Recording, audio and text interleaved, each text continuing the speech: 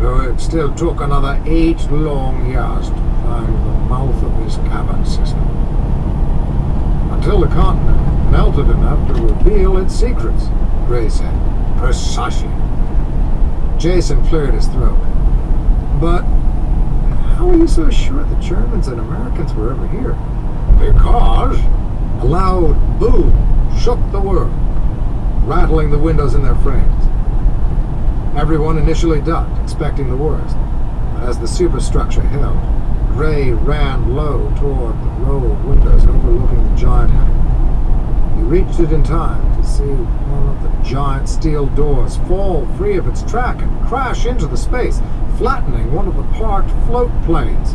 Black smoke billowed into the hangar.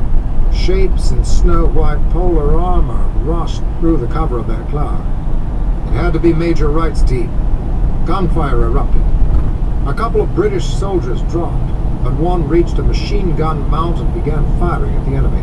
The chugging of the weapon was loud enough to reach the top of the superstructure until a rocket struck the man's position with a thunderous explosion. Let's go, Harrington said, tugging on Gray's sleeve. We can't let them unleash hell upon the world. Gray allowed himself to be led to the opposite side of the bridge, chased by the sounds of the ongoing battle below. At the back wall, the professor ducked through the same set of drapes through which he had entered. Gray followed, drawing everyone with him. Beyond the drapes, a long passageway extended toward the rear of the superstructure. Their boots pounded along the steel floor.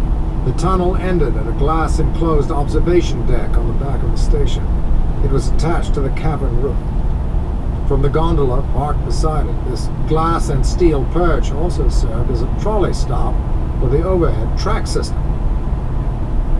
Gray reached the deck at Harrington's heels. As the view opened up before him, he drew to a stop, too stunned to move, to speak.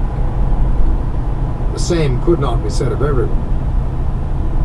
Okay, Kowalski said. Now the goddamn name makes sense.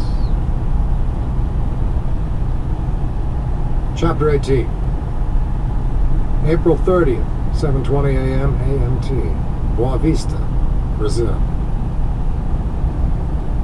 It's like tracing the steps of a ghost.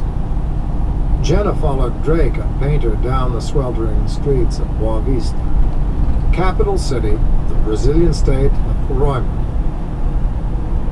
The temperature was already climbing toward 90 degrees, but the humidity had to be 100. Her lightweight blouse clung to her armpits and stuck to her ribs under the backpack slung over her shoulders.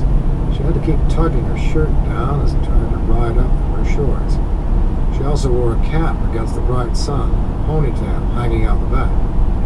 Drake and Painter were also dressed casually, as were the two Marines, Schmidt and Marlowe, who trailed them, passing themselves off as tourists, a not uncommon sight in the city. Apparently, Boa Vista was the jumping-off point for any adventurous traveler who wished to visit the northern Brazilian rainforest or the neighboring tablelands of Guyana or Venezuela. The fact that Boa Vista was a gateway city also complicated their search for Amy Serper's last steps. From the forensics on the saboteur's phone, they knew Amy had received a call from this city. Jenna